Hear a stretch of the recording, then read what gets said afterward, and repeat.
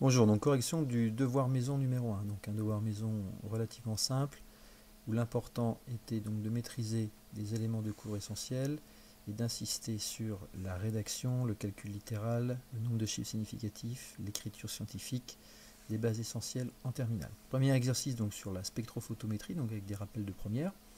Le spectre du visible s'étend environ de 400 nanomètres à 800 nanomètres, tel qu'il est indiqué ici sur le spectre. En deçà des 380 nanomètres, on va trouver évidemment le domaine des ultraviolets. Et au-dessus de 800 nanomètres, c'est le domaine des infrarouges. Je rappelle d'ailleurs qu'il est exigible de connaître des éléments célestes émettant dans ces différents domaines, ainsi que dans le domaine des ondes radio. L'univers monochromatique n'est constitué que d'une seule longueur d'onde. À chaque longueur d'onde est associée une couleur. Donc dans un spectre de lumière blanche, nous en avons une infinité, on parlera de lumière polychromatique. En ce qui concerne la deuxième partie de cet exercice, on s'intéressait à des solutions colorées de diodes. Donc le diode, lorsqu'il est mélangé à l'eau, permet d'obtenir une solution de couleur jaunâtre. Plus la solution est colorée, foncée, plus la solution sera concentrée en diode. Pour déterminer la concentration d'une solution concentrée en diode, il suffit de réaliser une échelle de teinte. Alors qu'est-ce que c'est qu'une échelle de teinte? C'est tout simplement réaliser plusieurs solutions de concentration différentes, de la moins concentrée à la plus concentrée. On en connaît donc les valeurs, et la solution de concentration inconnue aura évidemment une couleur. Il suffira de l'intercaler entre deux solutions, l'une moins colorée, l'une plus colorée, pour en définir un encadrement de sa concentration. Donc, les échelles de teinte sont très utilisées et vous utiliserez notamment cette échelle de teinte dans le TP numéro 3. Alors ensuite, quand on utilise des solutions colorées, notamment pour déterminer leur concentration, nous allons utiliser l'absorbance. Une solution colorée va absorber les couleurs. Dans le cas d'une solution jaune, elle aura tendance à absorber évidemment le bleu et laisser passer le rouge et le vert. Rouge plus vert égale jaune. C'est donc bien le bleu qui est absorbé par une solution de couleur jaune. On réglera donc le spectrophotomètre ou le colorimètre à la longueur d'onde correspondant au maximum d'absorption. Le graphique, la représentation graphique de l'absorbance en fonction de la longueur d'onde nous permet de déterminer qu'il faudra régler cet appareil à 470 nanomètres, c'est-à-dire environ au niveau des couleurs bleues. Ensuite, donc, le graphique qui vous était proposé, où l'on parlait de l'absorbance en fonction de la concentration, attention, on est en micromol par litre ici, nous montre en fait que les grandeurs A, grandeur physique A, absorbance, et C, concentration, sont des grandeurs physiques proportionnelles, car la représentation graphique de l'absorbance en fonction de la concentration donne des points qui sont alignés.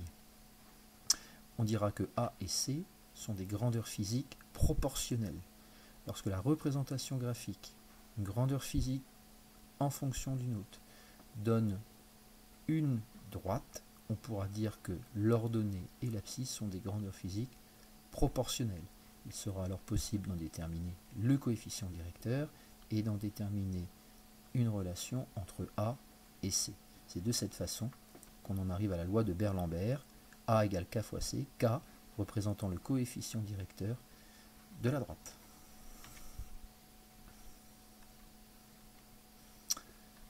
Voilà, donc question 3, il suffit d'utiliser le graphique proposé, donc de l'absorbance en fonction de la concentration.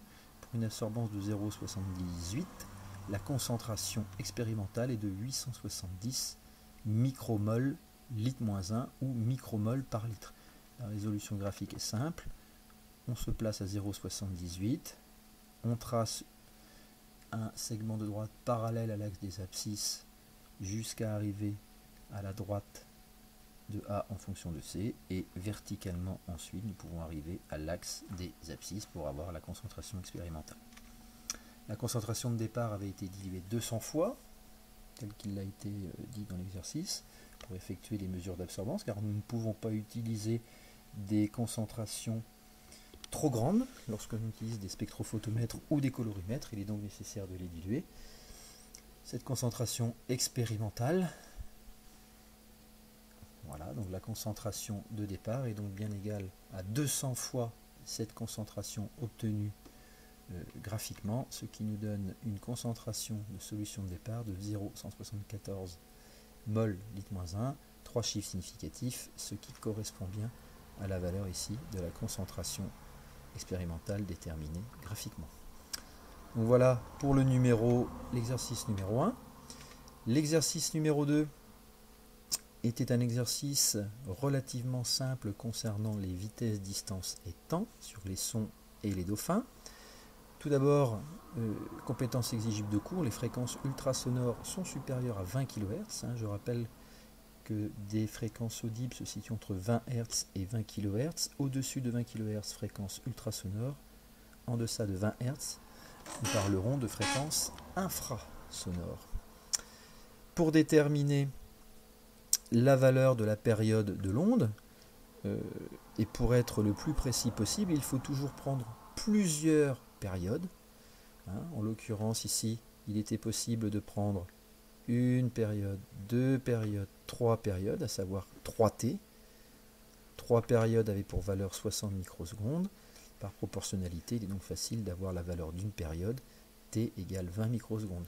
Toujours prendre plusieurs périodes pour revenir ensuite au calcul d'une seule pour améliorer la précision de la mesure.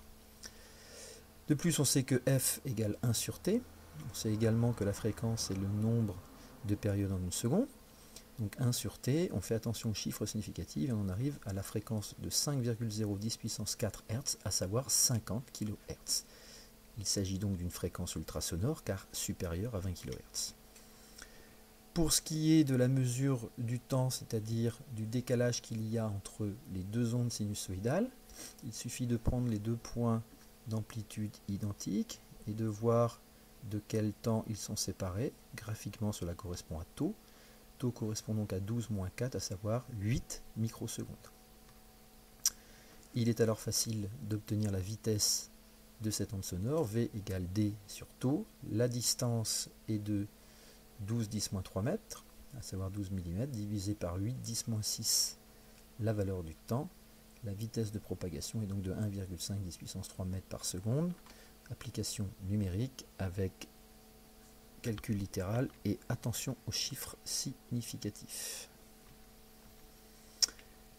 Définition de la longueur d'onde, c'est la distance parcourue par l'onde pendant une durée égale à la période, mais également la distance la plus petite séparant deux points vibrants en phase. Compétence exigible, longueur d'onde égale V fois T. Connaissant la vitesse, connaissant la période, il est alors facile d'avoir la longueur d'onde de cette onde. 3,010-2 mètres, à savoir 3,0 cm. Il fallait ensuite se servir du document représentant les clics. Lorsqu'un clic est émis ici, ici, ici, par le dauphin, il faut savoir qu'il va recevoir un écho et la réception de ce clic-là est représentée sur ce signal. C'est-à-dire qu'entre ce clic et la réception de l'onde qui a été émise par le dauphin, il s'est écoulé ici graphiquement 200, alors nous avons ici 220, 420, 420 moins 220, ce qui fait 200 millisecondes. On fait attention, bien faire attention à l'unité. Donc delta t égale 200 millisecondes. La vitesse est donc égale à la distance divisée par le temps. La distance parcourue par l'onde, c'est quoi? C'est la distance parcourue par un aller, mais également, ne pas oublier le retour.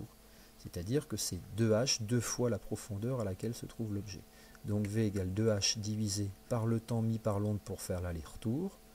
Nous pouvons déduire par calcul littéral que H égale V fois delta T divisé par 2. La profondeur à laquelle se trouve notre fond marin, notre objet, est de H égale 1,5, 10 puissance 2 mètres.